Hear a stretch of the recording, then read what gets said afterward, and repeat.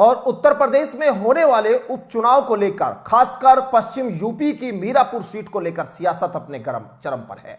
Mirapur seat पर रालोद ने यहां उम्मीदवार तय कर दिया। यह खबर लगातार पिछले 24 घंटे से सोशल मीडिया पर चल रही है, लेकिन सवाल यही है कि क्या बीजेपी इस खबर में इसमें अड़चन डालेगी? क्या बीजेपी रालोद में जो बात है वो बन पाएगी मीरापुर सीट पर? क्योंकि मीरापुर सीट यहां राष्ट्रीय लोकदल के खाते की सीट बताई जाती है। इस पर यहां चंदन चौहान विधायक थे जो अब सांसद बन गए हैं, लेकिन अब यही कहा जा रहा है कि अब इस सीट पर आखिर प्रत्याशी कौन होगा। तो 24 घंटे पहले से एक खबर सोशल मीडिया पर चलाई गई कि यहां पर राष्ट्रीय लोकदल के नेता जो है वो यहां अब चुनावी मैदान में पूरी तरह से तैयारी में नजर आ रहे हैं। और इस को लेकर जो कई सारे नामों की चर्चा पहले भी हम कर चुके हैं, और यहां अब एक नाम जो है सामने आ रहा है जिसमें नवाजिश अली का नाम चर्चाओं में है। और खुद अमीर आलम उनके पिता ने इस बात की जानकारी दी कि जयंत चौधरी ने उनसे बातचीत की है और कहा है कि हम नवाजिश अली को चुनाव लड़ाना चाहते हैं मीरापुर से। हालांकि अभी तक इसकी कोई आधिकारिक घोषणा नहीं हुई है। मीरापुर में रालोद के कई प्रत्याशी अभी तक चुनावी मैदान में सामने आ चुके हैं, कई के नाम चर्चाओं में आ चुके हैं, कई नामों को लेकर मंथन और कई नामों को लेकर पार्टी जो है चर्चा कर चुकी है। लगातार जो नेताओं का तांता है वो हाईकमान तक पहुंच रहे हैं लोग और कह रहे हैं कि आखिर हमें टिकट दिया जाए तो हम इस सीट को जीत सकते हैं। लेकिन दरअसल इस सीट पर यहाँ एक जो मुस्लिम वर्ग है उसकी बड़ी संख्या है, बड़ी तादाद है। राष्ट्रीय लोकदल जब चुनाव लड़ा था तो यहाँ उस दौरान यहाँ पर समाजवादी पार्टी का गठबंधन उनके साथ था और उसी गठबंधन में उनको यहाँ पर जीत भी मिली थी। यूपी में 10 विधानसभा सीटों पर होने वाले उपचुनाव को लेकर मुख्यमंत्री आवास पर एक बैठक भी आपको बता दे हुई, जिसमें सरकार व संगठन के लोग शामिल हुए और बैठक में एक सीट की जिम्मेदारी 3 मंत्रियों को दी गई है। बैठक के बाद निकले कैबिनेट मंत्री स्वतंत्र देव सिंह ने कहा था कि उपचुनाव को लेकर चर्चा हुई है और सभी की जिम्मेदारी तय की गई है। देखिए, लोकसभा चुनाव में सांसद बने 9 विधायकों की सीटों समेत सीसामऊ सीट पर उपचुनाव होना है। सपा विधायक के अयोग्य घोषित होने से सीसामऊ सीट भी रिक्त हुई है।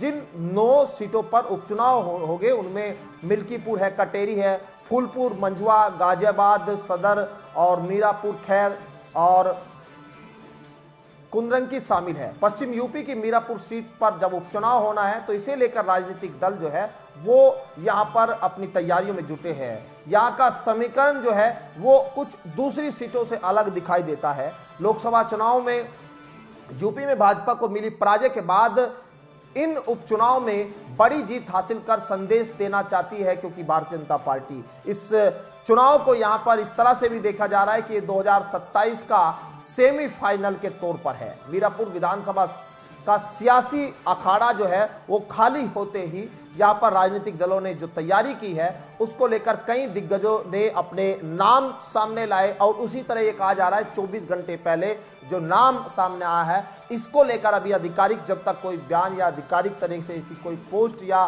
जानकारी नहीं होती तब तक नहीं कहा जा सकता कि नवाजिश अली यहां राष्ट्रीय लोकदल के प्रत्याशी। लेकिन अगर यहां राष्ट्रीय लोकदल के प्रत्याशी बनाए जाते हैं तो इसको लेकर भी कहा जा रहा है कि आखिर क्या उनके समीकरण जीत के हैं, क्या मुस्लिम जो इस लोकसभा चुनाव में बड़ी संख्या में कांग्रेस और अखिलेश यादव के साथ जो चला गया वो क्या लौटकर राष्ट्रीय लोकदल के पास आएगा। ये तमाम चीजें 2013 मुजफ्फरनगर दंगा जब हुआ था उसके बाद एक खाई बनी, वो खाई को पाटने की कोशिश यहां पर राष्ट्रीय लोकदल ने की। अब जब भाजपा के साथ राष्ट्रीय लोकदल गठबंधन में है तो अब वही बात है कि अब कैसे जो है इस